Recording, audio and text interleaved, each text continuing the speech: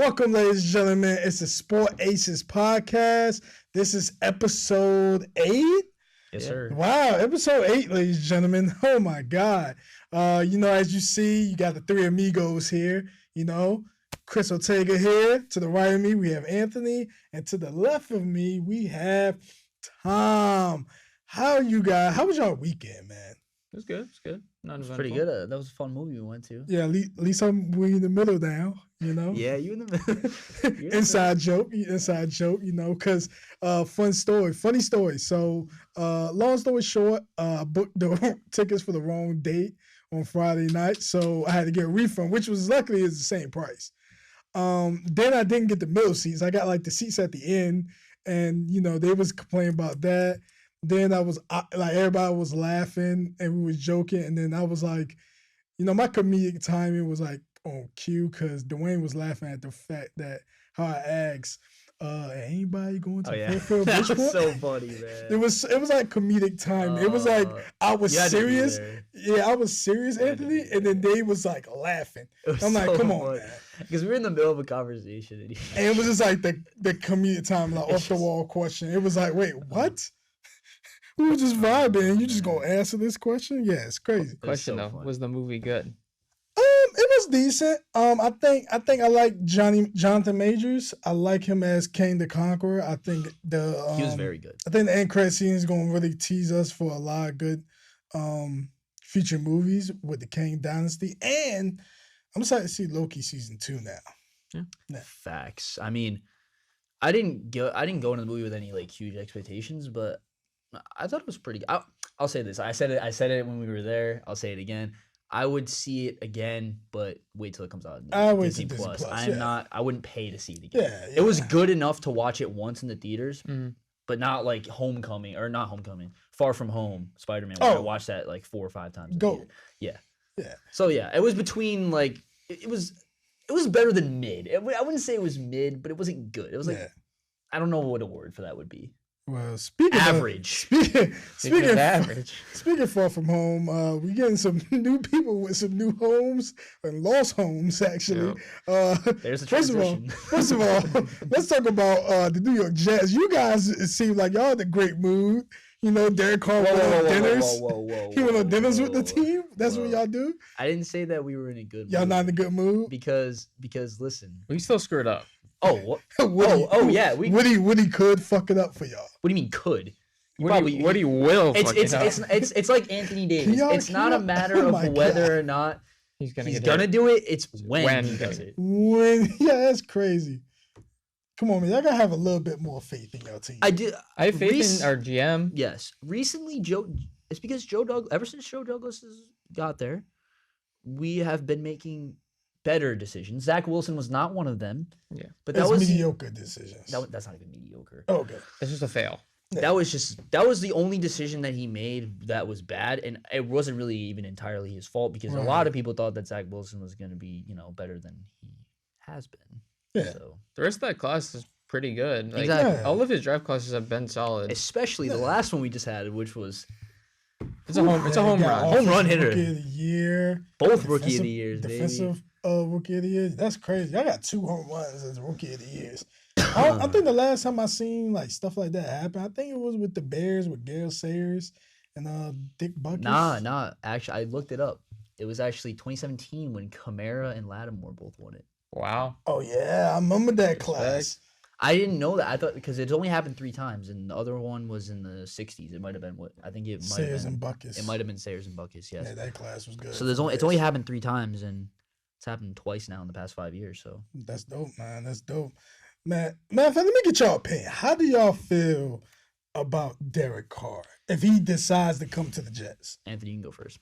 I think Derek Carr's solid. He's been fairly consistent throughout his career. He's not that like big name guy who's gonna like carry a team, but he's a solid game manager. He'll give you 25 touchdowns. He'll give you 3,000, 4,000 yards.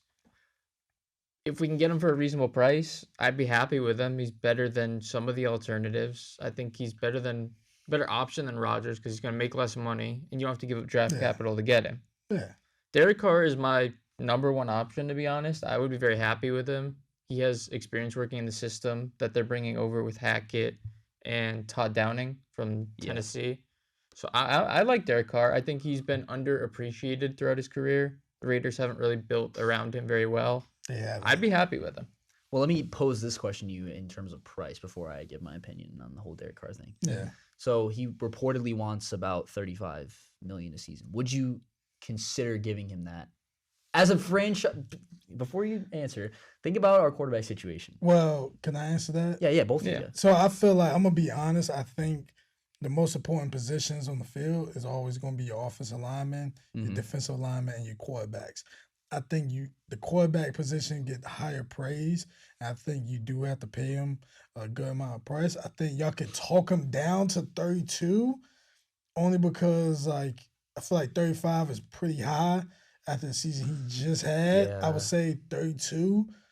I think you could talk him to 33, 32. But it all depends on how the conversation is with Woody and his agents. Yeah, I was going to go 3 years, 90, so about 30 a year. That's what I would have offered him to start. So fully guaranteed?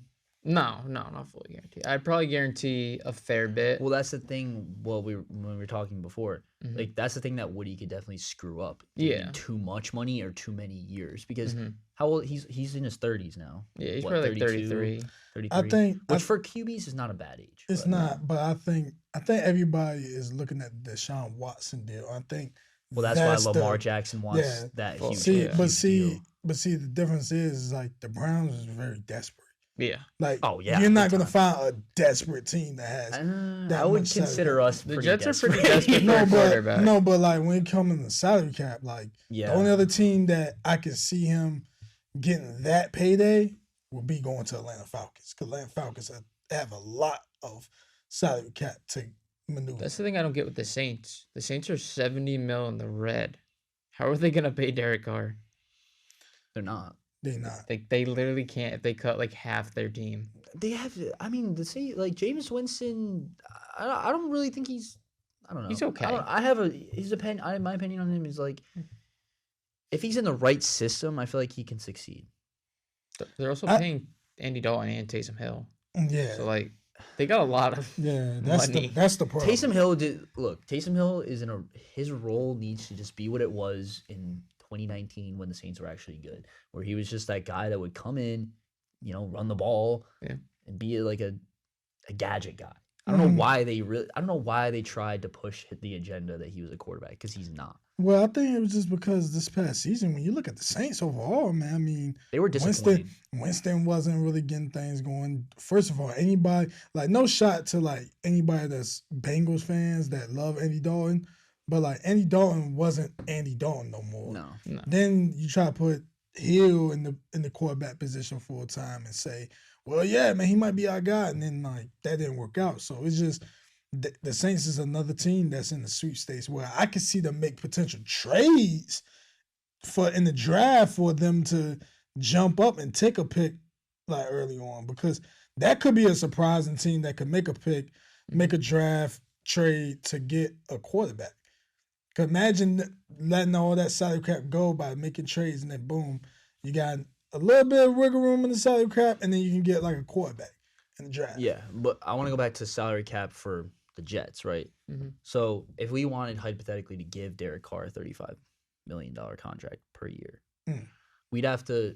I mean, I think we could afford it now, but I feel like we'd have to cut some guys. Like probably Quincy Williams would be gone. Yeah, you probably cut Corey Davis. He was disappointing. I wouldn't trust Quincy Williams. Well, yeah, you cut him. You don't. He's solid. I like Quincy, but if you want decent season this year. His numbers were decent. But if you look at every game, we watched every game. Every snap. He missed so many tackles. He's like, you ever play your friend in Madden who goes for the hit stick every single play? That's Quincy. And sometimes it's super explosive, and you're like, yeah, hell yeah, and like, good tackle. And then sometimes you're like, what the fuck are you doing? You missed an easy tackle. Like you just wrap him up. He can't cover. He comes out on third down. And they bring Quan in. All right, so if you're gonna make the signing, you got cut Davis, Williams. Who else? Probably our Joyner. You can get Elijah Moore the fuck out of there because he don't want to. No, we keep Elijah. I like Elijah Moore. We keep Elijah. I don't know. He butted heads with LaFleur. LaFleur's gone. Okay. I think we give Elijah Moore one more year in a new system with a good QB, a good head coach, a good OC. Well, we'll see. Hypothetical. We'll see what happens with Daniel Hackett. Let's not speak too soon. Because Moore in his rookie year was solid. Yeah, he was a solid player. This year, obviously, had some turmoil with the team and really didn't get that much playing time. But when he's on the field and he can. Mike White had him he gave him a few touchdowns. Yeah. Obviously, our focal point should be Garrett Wilson on the offensive side of the ball in terms of passing. Indeed. And we need to start utilizing Uzama more in the passing game. I don't know why we didn't do that. Him and Conklin. Conklin was our receiving guy. I had a pretty good tight end combo there. We do.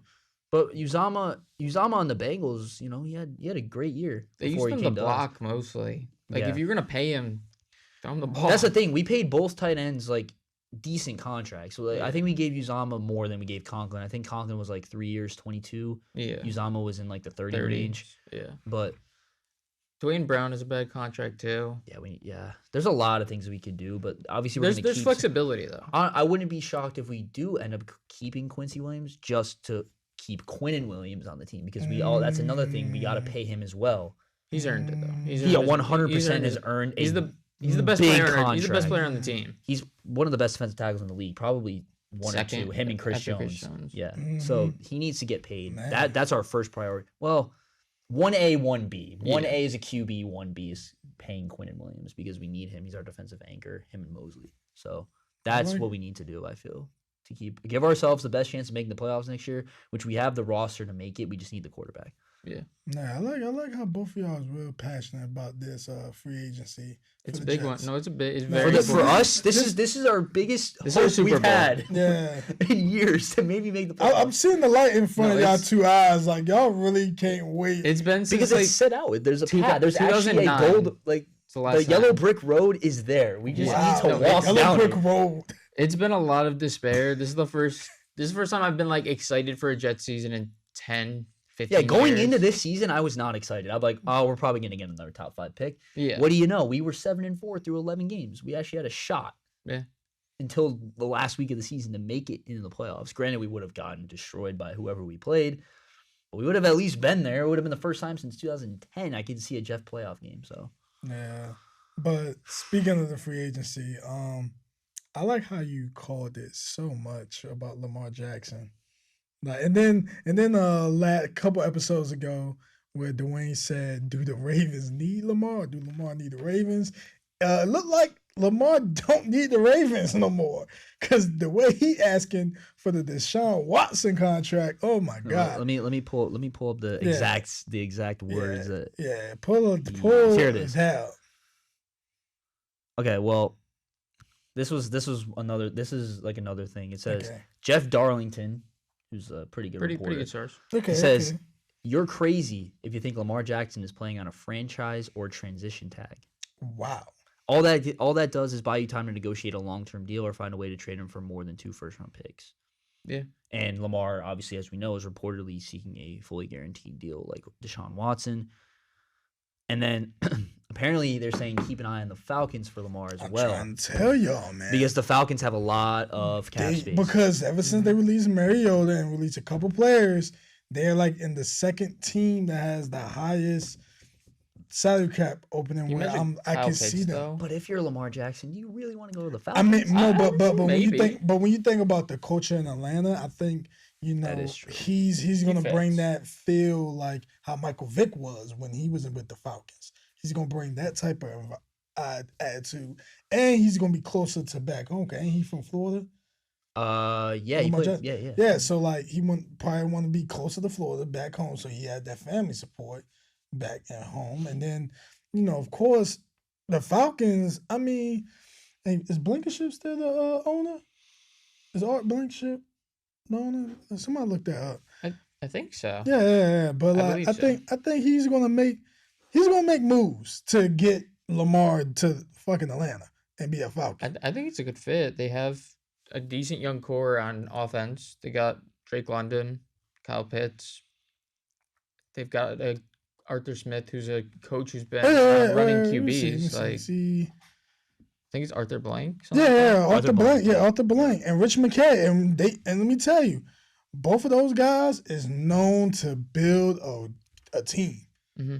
Like they might not have the best success in past recent years, but that's because once Matt Ryan was decaying, it was just like we knew the quarterback position is going to be their biggest need. I would not be surprised if they make a run. That's a great point. The Falcons, they always have been like throughout the 2010s. They were never bad. They were always decent. They was always in the playoffs, and they had a good roster. Yeah. Yeah, they was never a bad team. It was just like they couldn't just get over the hump. And of course, Brady, Brady did make the epic comeback, the 28-3 comeback on them. Kyle Shanahan was the OC in that game. That's crazy. But anyways, yeah, man, like it's just I think the Falcons is gonna be the best choice for him because I think overall it's just that culture and then the team aspect. I think we put him in the Atlanta Falcons system and be perfect. And then knowing the Falcons, they'll probably look around and like, okay, we're going to get, build on the defensive side of the ball, but probably later picks, they're going to mess around and probably get a receiver. They probably drop to them and add more depth in the receiver, and especially in the backfield too. Yeah. Yeah, I mean, they got their backfield. Oh, yeah, you got passing. I forgot. Passing is in there. So even then, you even got good running attack now. Could you get Lamar Jackson, Patterson? Their rookie last year, they had Algier. He had 1,000. He had 1,000 yards. Algier is going to be their main. He had such a low key 1,000-yard season. But you look at that running back that they had, it's just perfect for Lamar. Because now you're doing what Lamar had when he had Ingram. Well, that's the Atlanta Falcons. Ingram and who was the other guy? Gus Edwards. Yeah, like they had Justin Forsett back in the day. That's a name. That was a decade. I'm telling you. 2014, Justin Forsett. I'm telling you right now, we about to see a lot of Falcon fans come out the woodworks if he go to the Falcons. My brother's a big Falcons fan, so he'll be happy. He's definitely gonna be happy. Well, they already got, like you mentioned, Kyle Pitts, as well as Drake London. Drake London was almost 1,000-yard receiver with Mariota as a quarterback who never threw the ball ever. Yeah. And then they obviously released Mariota to clear up the cap. Mm-hmm. Mariota is going to be a backup for the rest of his career. I feel bad because I think Mariota, I think he quoted in ESPN on a journalist. He knew that this was his last ride as a starting quarterback. Mm-hmm. So I mean, he did have like 2 games where it looked great, and then like the last couple games he just didn't look good, and that's understandable. Like, well, yeah, there was a whole thing that he sat out because he had a knee injury. Mm-hmm. Yeah, and then they're like, oh well, but he actually ended up getting surgery on it, so it was like a real thing. Mm-hmm. I mean, unless he was going really far with the whole knee injury, I'm gonna get surgery. Nah, I think he probably was really hurt. I think he just knew like he's hurt mentally and physically about it. Yeah. It's just a lot to handle, man. Especially, well, it's the whole thing with Aaron Rodgers. Yeah. And what's crazy is for the Falcons to really pursue, if they pursue Lamar Jackson, you just draft a quarterback. Desmond Ridder, yeah. Desmond Ridder, but I think he'll probably be a good backup. Yeah. Here's the problem. Baltimore, I just feel like they're not gonna let Lamar walk. They can't because without Lamar, they're one of the worst teams in the league. Like, let's be honest. Yeah. They need him. Like Dwayne said, they need him more than he needs them. Because he can make any team good with the way he play makes. But it depends, man. It depends on the guy that's going to have to make the decisions. That's always made decisions. Their GM is very smart, though. He's always made good decisions. Costa. Yeah. But I feel like he stays with the Ravens, man. That's my prediction. I think the Falcons are going to go all in. Oh, they are. They're going to offer picks. I think the problem that I can foresee is the Ravens don't. If the Ravens don't give him a guaranteed contract, he's leaving. He's not hearing no more entertainment. Well, you can blame the Browns, man. No, the Browns screwed everybody. They screwed everybody. But when you desperate and you need a QB, first of all, the Browns knew that we're going to get a lot of ticket sales because we're going to have Watson. He's going to be the talk of the town. They played that to the T, and they knew we're going to get this man his money because we're desperate, and we don't give a damn if we don't make the playoffs in all the years he's here. We just gave this man this money. Boom. The thing is, the Browns should be good. They have a good roster. They made the playoffs like 2 years ago with Baker. No, they should be good. I feel like a full season with Watson, they'll be better. Yeah. Watson needs to get his legs back. He looks so rusty. Well, I mean, it's understandable. He didn't play for almost 2 seasons. Yeah, when he played for like 2 seasons. Yeah, but that's the thing, though. They were in a position when they paid him fully guaranteed where he's coming off a suspension. You don't have to give him a fully guaranteed contract. He's in a position of weakness. You as a team, all 30 NFL teams had the leverage for Watson. He could have never played another game. Yeah. The Browns could have offered him $100 million for like 4 years. All I'm gonna say is ticket sales. It's ticket sales, billboards. It's a business at the end of the day. Like, that is true. So like they don't give a damn what problems you have in the background. If you about to bring them money and revenue because you got all this media attention, the Browns became relevant now because they had Deshaun Watson. And look how much media covered the Browns more than they had Baker. True. Last time they had that media coverage, Baker came into town. And then you see that one season. Yeah. And then the next season, guess what? Oh, who gives a fuck about the Browns? And then Deshaun Watson, the Browns relevant now. Because they got this guy and they got this high-profile court case and suspension. Is ridiculous. Because they saw a little taste of the spotlight when they made the Everything playoffs. Is for publicity. Yeah. Like, they just knew we were going to pay this man this much. I know somebody in that room probably didn't want to pay him that much. But, when ownership said, we're going to pay this guy this much. All right, throw all your money away then. That's a good point. So, it's a good point. Can't control that. You can't control that. And then, who else got released? Carson Wentz, baby. Carson Wentz. It was injuries where, I'm going to say, I said fuck Carson Wentz because he was on the Commanders. Yeah, I'm sorry, Carson. It was just because you played for the Commanders. Like if you got cut when you was with the Eagles, I'd be like, damn, that's crazy. He let them. They might as well just have cut him. But I feel bad because like the year they went to the Super Bowl, that year itself, he was having a great breakout season. MVP season. Yeah. Then he get injured. Nick Foles got the biggest fame. I think he even got a statue of them. Probably. No, they have a statue. Yeah. He's the hero. Yeah, he has a whole statue in Philly. And I'm like, wow, that's crazy. And then you get traded to the Colts. They was looking like a playoff team, but then the last few games, especially that last game I watched. So ugly. Oh, my God. Y'all made the Jaguars look like a team that's going to be the future in that game. And I was like, wow. I mean, that was foreshadowing. Yeah, that's crazy. The Colts choked that season. Mm-hmm. Then you trade him to the Commanders. I'll never forget when the Commander fans really thought Carson Wentz was their guy. I was like this. They have Carson Wentz. Like, y'all should not even be happy about that. Then he didn't play too good. Got hurt, unfortunately. Now you see. Thing is, his debut was really good. He had like 300 yards and 3 touchdowns, and then after that, it just went downhill from there. Everybody looks good for one game. The first game will always look amazing. Yeah, no, not necessarily true. Watson's first game was dismal. It's Watson. Wentz will get a backup job. 2 years. That's different. He didn't play like 2 seasons. Yeah, but like that's different. It's different. Wentz was playing Wentz is Ben starting. Yeah, I'll give you. He'll get a job as a backup if he wants it. He's not going to be a starter ever again unless somebody gets hurt. But that's my fear, bro. If we don't end up signing someone, who I was who I was sad about that's getting cut? Taylor Lewan from the Titans. That was Robert Woods. That was multiple players. No, they'll both get a job and they'll contribute for a team. I feel bad because I watch his podcast. Hell, we could use a left tackle. Yeah, I ain't gonna lie. I watch his podcast, man. It's pretty great content. He's funny. Yeah, he is. He's hilarious. I saw he said he wanted to go to the Bengals on his podcast. What's crazy to me is that he was still one of the best left tackles in the game. I think Titans are got to be rebuilt. Well, I definitely think I agree because when you look at you cut him, it's like, okay, that's weird.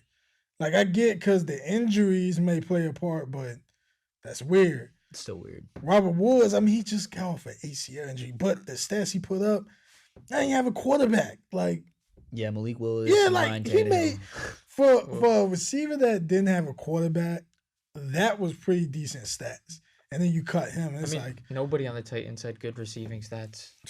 Like that's not indicative. That's indicative of who's throwing the football. No, because when you don't got a fucking quarterback, like you gonna look like shit receiver, and then ownership be like, oh, well, we might have to make some cuts. Cause what they gonna do now? Now they're gonna look in the draft and try to draft another receiver.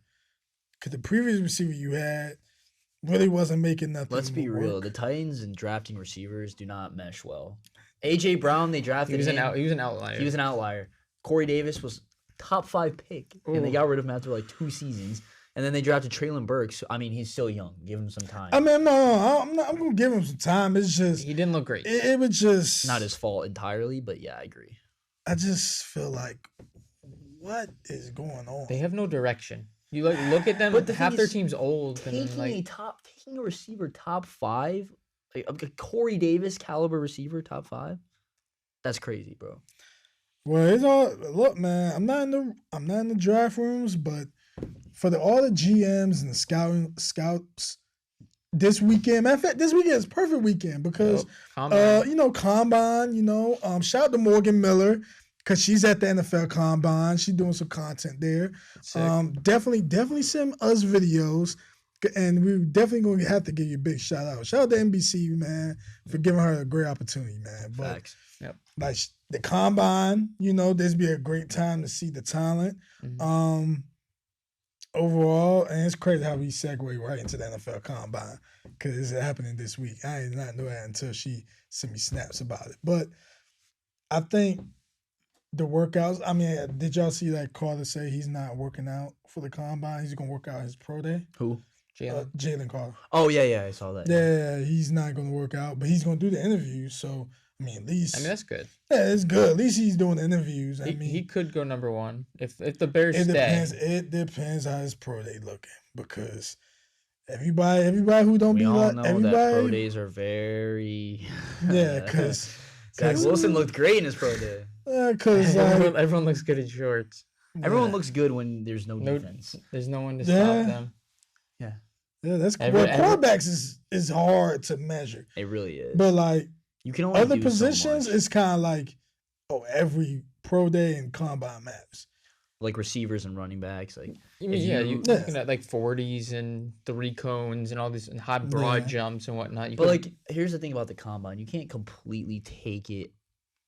Like, look at Tom Brady, for example. Horrible combine stats. Best quarterback of all time. Well, so you kind of have to take it with a grain of salt. Well, it depends, man. It depends on, like, what type of team you are and what type of quarterback style you're looking for. That's because true. A lot of teams, I think this day and age, we transition from, like, the old days of how it was. Because when you look in the 90s, 80s, and 90s, you really didn't have a running quarterback. You had Randall Cunningham. That was really the main guy. And Bobby Douglas in the 80s, too. Bobby Douglas. You had Steve Young that was scrambling, but it wasn't Jim Zorn from Seattle.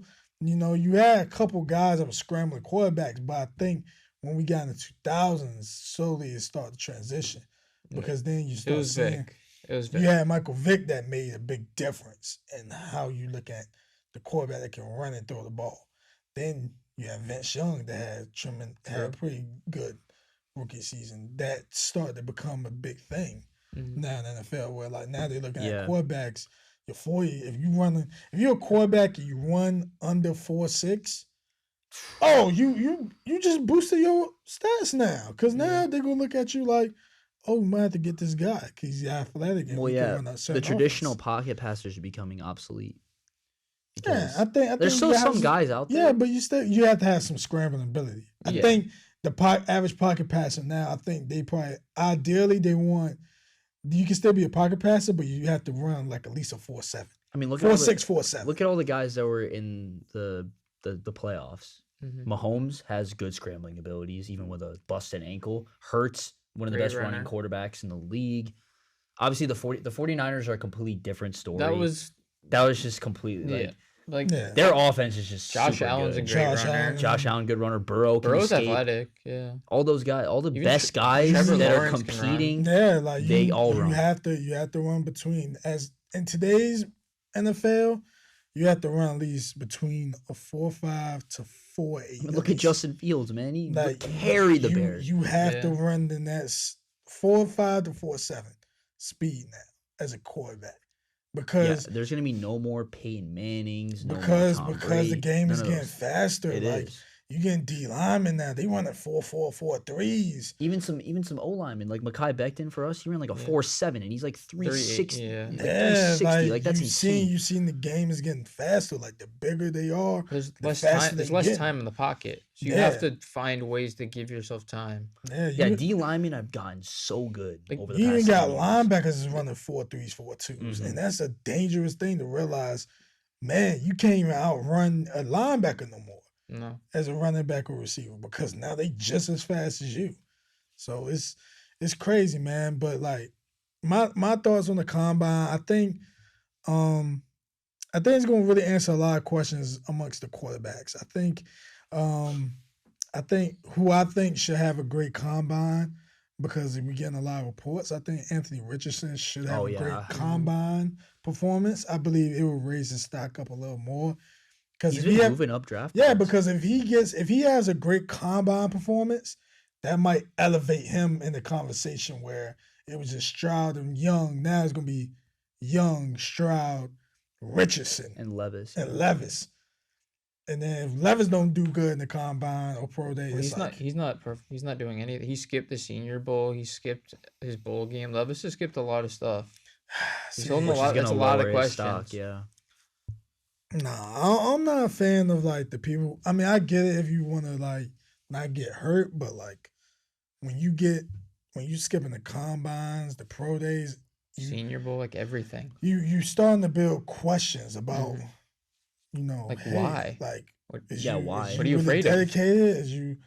I just think a lot of guys just confident, just being just comfortable with being just a regular guy.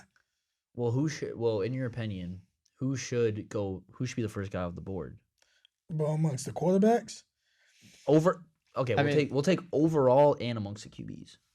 If you hypothetical situation that the Bears do end up keeping that number 1 overall pick. If they stay, I think it's Carter. If they do stay, I agree with Anthony. It's gonna be Carter. I agree with you guys too, yeah. But as far as like the first quarterback off the board, I think I'm gonna be honest, I could see CJ Stroud. That's because I think that a lot of questions that's going to come about Young will be his size. And it's because the size is going to always be the question. I get it. We do have short quarterbacks that's in the league, but I think when you look at Stroud, and I'm going to use this comparison because I watched the year when they was both in the Elite 11. And Bryce Young may be the number 1 quarterback in his class coming out of high school, but CJ Stroud looked better than him. Like the drills, 707, he looked better and he looked more polished for the college game. Bryce Young accolades might give him like the boost over Stroud because he got a Heisman Trophy. But CJ Stroud had a better college career, in my opinion. I would agree. Passing, yeah. Passing Stroud, yards. He was really good. Yeah. He was good. He did good against Georgia in the bowl game. Georgia have like 10 guys who are gonna be drafted. CJ Stroud lit them up. Yeah, like he made that game very close to like where Alabama. I mean, granted, Alabama is always known for their rushing attack. True. But I think Bryce Young's size is gonna be the biggest question mark going into this combine and draft. Bryce Young was measured at 5'10". I know you've seen the Heisman commercials where he's standing next to Kyler. He's short. He's an inch or two shorter than Kyler in that picture. In that commercial, they have them standing side by side. He's shorter than Kyler Murray. He'll be the shortest QB in the NFL. He'll be the lightest QB in the NFL. You take a hit from a D tackle, a D end. These guys are huge, powerful people who are gonna knock your ass down. He's not gonna get back up. Yeah, man. Bryce Young raises a lot of questions. I would take one of the other 2 guys over him, honestly. I would take Levis or Richardson first over Bryce Young. I think with Richardson, I think you mentioned this before. I think you said in the chat, Richardson will have to say a year, but he has to say a year behind a quarterback that's pretty decent or have a great knowledge of the game. Yes. Because when you see Mahomes had Alex Smith, where Alex Smith was still he was going to the Pro Bowl, and he wasn't a bad QB. That was a good position to put Mahomes in because he learned from Alex Smith. He's seen the offensive coordinator that's getting promoted again. Yeah. I guess they hired again. He was there from 2016, 2017. Yep, Matt Nagy. Yeah. He's coming back as offensive coordinator because the previous offensive coordinator is going to the Commanders. Yep. So it's pretty good to see that his second stint coming back, and now you have Mahomes where he's more of a quarterback that you really going to develop a lot of chemistry with. But I think Richardson could go. Depends on what system he's going to go in, because if he go to the Raiders, I can see Josh McDaniels trying to build him up and develop him into a starter. But we need like a guy, like a veteran guy for him. Mm-hmm. That's where he will flourish at. I'd agree with that 100%. I don't know where Richardson will fall in the draft. I think he goes top 15. I'd obviously like to see him go with a veteran QB that he can learn from, and so he doesn't have to play. We saw Malik Willis this year. When he came in, he wasn't ready. It's not his fault he wasn't ready. It was just bad. Just the way it was. Just bad. But like, if Richardson plays, he'll probably disappoint, but he has every trait. Like, he's got the big arm. He can run. He's got the big body. Like, he has every trait to become Josh Allen, but he also has all the traits to become Zach Wilson. Or Jamarcus Russell. Yeah, no, I would say Jamarcus Russell. Yeah. I think Zach Wilson, he don't give me the traits of Zach Wilson. Zach Wilson just had trash. He would just, his pro day just separate him, because at the combine, you know who the fuck Zach Wilson was, and then pro day happened. Oh, so this the guy that he talking about from BYU. It's just one throw, man. It was like the crossbody, 50 yards in the air. We could add tough throw. We could add Trevor Lawrence. But yeah, man, I could have. But it sucks. It's over. I know. But anyways, it's been over. In another reality, we have Trevor Lawrence. Man, bring me to that reality. Then with the NFL, man, should we transition to NBA? I mean, you already said it. Let's go. Yeah. Let's go. Man, so with the NBA coming around, what team y'all ready to see to make a push to the playoffs? Because, of course I give the Lakers flack a lot, but they ain't going there. No, like, but I think because with LeBron out for 2 more weeks, that's gonna be a big killer, because in them 2 weeks, if you're not above 500, you're kind of putting yourself in the. They're 3 games back now, and they're running out of time. They made all their moves very late. LeBron's out 2 weeks. I think they're a better team, a lot better team than they were pre-deadline, but they don't have enough games to catch up. Well, let's take a look at their schedule real quick. Yeah, but like, I know they only like 2 games behind to get in the play-in. Okay, so they play the Grizzlies tonight. Without LeBron, it's rough. Okay, that's probably a loss unless. Well, it all depends on how Anthony Davis plays, because Anthony Davis really can. He can carry a team. He has to. Him and D-Lo can. And then they play OKC tomorrow, which that's a winnable game. They can win that game. Timberwolves another winnable game. Warriors another winnable game. Well, let's not say winnable game, because who's at the bottom of the play-in? They did lose to the Thunder. Oh, no, yeah. No, they did lose to the Thunder. Yeah, winnable doesn't mean they're going to win. Yeah. It's just a winnable game. Who is at the bottom of the play-in here that they could... Well, you have the Pelicans and the Timberwolves. And Pelicans are on they're kind of screwed. Like, they've been trashed. Well, the way Portland been playing, first of all, Dame has been on a 71 points. Planet, bro. 71 points, ladies and gentlemen. An efficient one too, not like he was chucking shots. 13 for 22 from deep. I mean, I watched like Utah falling out. Well, I don't see Utah. I think Utah going to still. Utah surprised the hell out of a lot I think Utah is still going to be in the play-in. I think out this group, I think the only team that can mess up for themselves will be the Pelicans. Lakers are only a game out, half a game out actually. Because what I can see is if the Lakers don't do good, I can see the Thunder making a push to get in the 10th spot. Interesting. Shea is a hell of a player, man. Yeah. And then let's talk. Then you have the bottom 3 teams, maybe 4, because the Hornets is in the outskirts. You got they just Rockets. I think LaMelo's done for the season. LaMelo's done. It was crazy. I mean, that team's a mess. That injury was so weird. Did you he fell down and just couldn't get up and the Rockets, Spurs, the Pistons, or the Hornets is going to get Victor Wembanyama. Yes, it's gonna be. I said this before. I want the Spurs. I gotta agree because I think the Spurs has such a great history with international players coming to their team, and they really developing that Spurs. But system. you know how the NBA lottery goes, man. It's really sketchy, especially with that whole Anthony Davis thing in 2011. The Pelicans were a new franchise. And I mean, they didn't really have. It's like the Cavaliers when they got Kyrie. I won't put the Rockets in that. The Rockets are so trash. Yeah, the Rockets organization just need to figure out what identity they trying to do. Well, did you hear that that they did not rule out signing James Harden in free agency? They did not rule that out. They didn't rule it out, but James Harden ruled it out. Harden didn't rule it out. I don't think. No, because it's like I don't think he should leave Philly though. No, he shouldn't. It's a perfect with situation. him and Embiid are fantastic together. Perfect. Nah, I think he's gonna stay with Philly because I think he should. But I it's James Harden. Philly is his best chance to really make a playoff run. I mean, I made this joke the other day because my friend was like, "Trust the process," and I said, "Philly's been trusting the process for 6-7 years, and they haven't made it past the semifinals. They got to change something." Their closest was that Kawhi shot a few years ago. That was Oh my god! Over Jimmy. I remember I watched that game. You look at the playoff matchups now.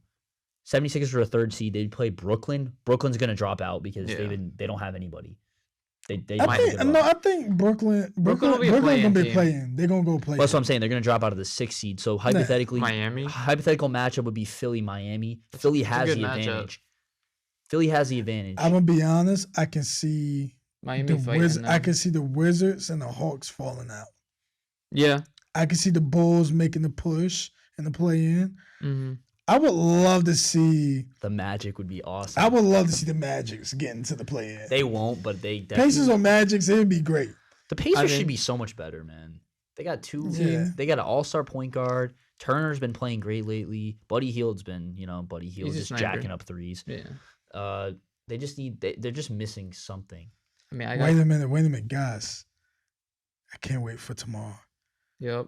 Because Durant is coming back against the Hornets. He's gonna cook poor Gordon Hayward so bad. All I'm gonna say is, if you're a FanDuel bet parlay person, go ahead, put over Smack for that everything. shit. Don't put over because they're gonna take him out in the third quarter. Under points. It depends what it is. Well, do the under points, but probably like 25. Like plus 2 rebounds, plus 4 rebounds. You're telling me right now, KD is definitely gonna be on a minute restriction. Probably only gonna play like 20 to 25 minutes. Maybe not though. Maybe not. Maybe they just throw him in there. But that lineup is gonna be deadly. Chris Paul, Devin Booker, Kevin Durant, DeAndre Ayton, Josh Okogie's been playing good in his absence whoever they're gonna play at the 4. They might. Honestly, KD at the 4. They could play Okogie at the 3. He's been really good since KD's been out. Elite defender. Yeah, I mean that's why they give up. That's why they give up Bridges because they knew they had Okogie on the bench. I would say Bridges is a better defender than Okogie, but Okogie definitely has. You can even play Torrey Craig. Like he's solid. He's a backup. Yeah, he's can come off the bench. He's okay. That's gonna be a crazy lineup though. Wait a minute, guys. Off topic. Did y'all see how they was talking about the mock draft in 2024? Bronny thing? Yeah. Bronny being a top 10 pick is wild. Well, I read the article. It was all talking about Bronny as a defender, as a point guard defender, which is great, but they said he's the best perimeter defender in his class, and his ceiling is a Drew Holiday type of player. Which Drew Holiday's a really good player. That's his ceiling. Couple-time All-Star. They got him going to the Magics. Wow. But that's the thing. The Magic are already guard heavy. They would not take him. Nah, I think. But whoever takes him gets LeBron for a season. That's so kind of what you're. I think out of the teams they predicted that's in this list, Pistons. I would love for him to go to a team I could see him going to it'd be Wizards. fate for him to go to the Cavs. Yeah. Well, no, the Cavs ain't. No, they're not gonna get. They're not gonna have a pick like that. But no, the Cavs. They said they predicted the Cavs had the 24th pick. The Cavs do that. I'm like this. The NBA script, man. A little bit. Well, because I saw this video. It was like Bronny's probably gonna have to play 2 years in college just to like get his draft stock. I feel like because think about this: once LeBron's gone, you only have Bronny, and Bronny's he's still a raw prospect. I'm not saying he can't be good, but I feel like Bryce James. I think the problem is when we look at LeBron and then everybody compare the kids. Bronny is his own person. Mm-hmm. Let me just say that. No one will ever be LeBron. There's only one LeBron James. Mm-hmm. No matter how many kids, the kids that come after him, for him, Bryce and Bronny is their own person. Facts. So I'm not going to ever compare them to their father. You can't. That's too much pressure. Yeah. Bronny, I think, honestly, when you look at each kid, like Bronny has a great athleticism. He's a better shooter than LeBron. And he's a better passer. LeBron? At his age. At his age. Oh, I was that's a hot take. No, but at his age, he was a better passer than LeBron at 18 years old. Mm-hmm. Even LeBron admitted that was a better facilitator than he was. I was about to say, right now? No, not right now, but I'm talking about like at his age when he was 18. I agree. So like I can see Bronny. If Bronny not a top 10 pick, I don't see him falling out of the lottery. No. Because the team is going to get him. Yeah. Knowing that we're going to get LeBron for the season. That's our ticket sales. I mean, he also has billboards. His upside to him. Like, Bronny on his own has upside. Yeah, and it wasn't like... and like I said, he's still raw. And the crazy thing is, everybody is trying to drag it like, oh, he wasn't the best player at Sierra Canyon. I mean, they had a good squad. They had a great squad. And he's the one facilitating the ball. His freshman year, he was coming off the bench with all them top players on that team. He was holding his own. Pretty sure Marvin Bagley was on the team his freshman year. Nah, he wasn't. No. It was Brandon Boston. Oh, Brandon Boston. Zaire Williams, Amari Bailey, Zaire Wade, Shea Cannon, I think I mispronounced his name or messed up his name. But there was a good amount of prospects that was in that group. So overall, man, I believe that, Bronny's going to be a lottery pick. Oh, yeah, for sure. He's going to be a lottery pick. Just based off whatever school he go to, I think depends how he plays freshman year. That determines if he got where he's going. Whoever signs him for whatever college gets him is going to be huge. It's all, like you said, business. Yeah. They're going to be making... DJ Wagner is the guy that I'm looking at that's going to be, like, elite. Yeah. DJ Wagner is going to be really good. And what's his face? Collier, too. He's a really good point guard in that class as well. Isn't the number one overall prospect a foreigner from that class? Yes. Yeah. It's like a 7-foot center. He's like disgusting. Yeah, I just seen. I forget his name, but it starts with an M. I want to say. Yeah, no, it's like something with a B. Yeah, you just had it up. But yeah, but Bronny. He's got a high ceiling. Like I said, he's very raw prospect. He needs time. He needs a college. Oh, Mutt. It's Hayes like Boost. Yeah, that guy. Yeah. I knew his name started with an M. I just don't know how to pronounce his name. How tall is he? Well, he's a shooting guard point. Oh, he plays for the Ignite right now. Yeah. So I mean, it's pretty good. Like that's another avenue that people are not really looking at. The G League route, like it's a lot of top prospects. A lot of good guys. Kuminga's solid. Scoot Henderson's gonna be. He's gross. Bro, I wasn't really familiar with Scoot Henderson, and I was like, you know what? I need to start watching this guy. Oh my god, he is a freak athlete. I knew about him. I mean, I knew about him. I just didn't know he was that good. I was like, damn, this guy. Like any other draft without Wemby, this guy is way up ahead. He's one. Way. He's number one. He could even be one now. I said that a few weeks ago. He did. I said that a few weeks ago. Just because Wembanyama just has that injury prospect, that looming thing where it's like he's so talented, 7'3", but it's always the injuries. They try to call him a basketball unicorn, but all those tall guys said that always about Porzingis. Yes, but Porzingis, he's still good. We're not gonna do that again. Yeah, hey, listen, the Knicks are actually pretty good. I'll transition that to the Knicks. The Knicks are actually pretty good. We beat Boston last night. Big win. That wasn't. Yo. So what's your playoff chance? How y'all feel about making the playoff run? We are 7-0 since acquiring Josh Hart. 7-0 since acquiring Josh Hart. The Knicks look good, man. I'm not gonna say any.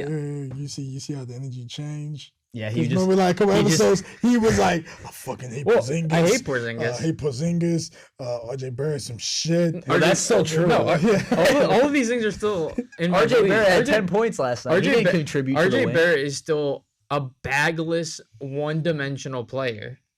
But why don't they just start quickly? Quickly in like 25 last 23 night. off the bench. Yeah, can y'all just give him that? And Quickly needs to start, bro. Just start Josh Hart.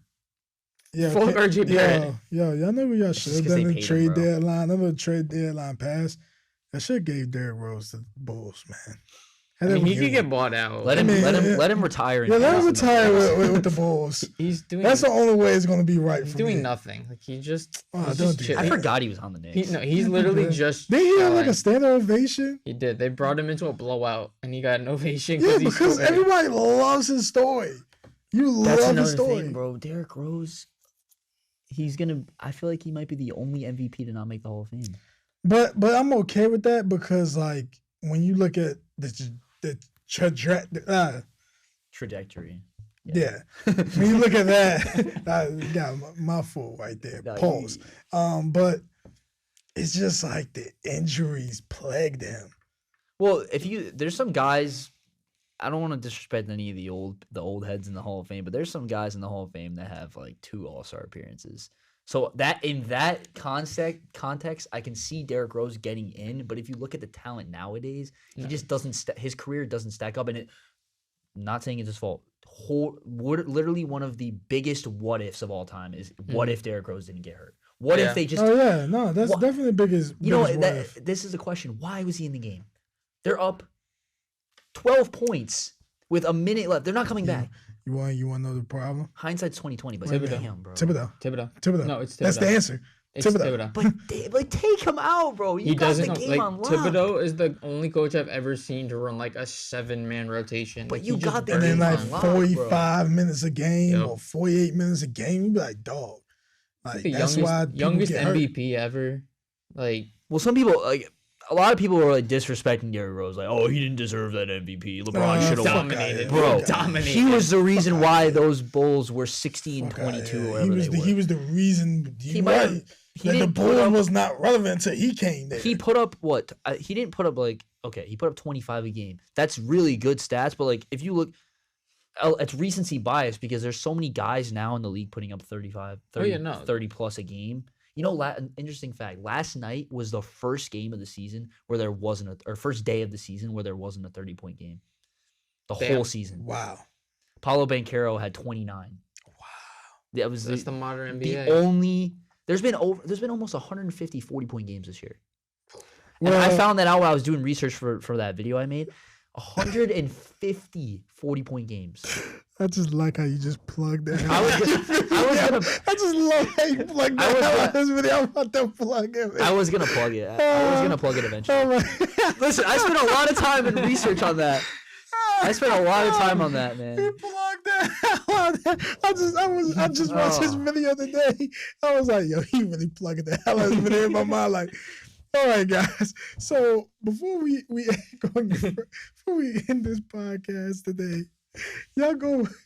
Tom, go ahead and promote your podcast. I don't want to do it now. You're making him cry. Do it, bro. I don't want to do it, bro. All right, but let me explain. So I made a video on who I thought should be the NBA MVP, but I didn't use any like stats that include winning. So I mean, if y'all want to check it out, he break down stats to the T. I was like, damn. Yeah, I went pretty. He really did his research. I did. That's why I want to play. I spent like a couple days like straight doing it. You gotta play. Yeah, but check it out. T Booch, TBUCC. Check that out. I spent a lot of time on it. I would appreciate the follow, appreciate the sub, appreciate the likes. I spent a lot of time on it, you know. Yeah, man. After you watch this video, you can check our video. So you can check this episode out, you know? Well, I feel like now that I went super in depth on the NBA, now I feel like I know which team is gonna come out on top. Okay. This guy, analytics guy over here. Too much. I had too much time. Yeah. Don't worry, you ain't gonna have too much time, too much longer. True. Gotta get it out while I can. Man, any final words? Woody, please make the right decision. Yeah. Please sign Derek Carr. Don't overpay, but just do what you got to do to get him on the team, man. Woody just needs to back off and let Douglas. Just let Joe Douglas cook. At this point, just let him cook. Like he knows what he's doing. Just get the fuck out of the way, Woody. I'm sorry. Please leave it alone. Please make the right decisions.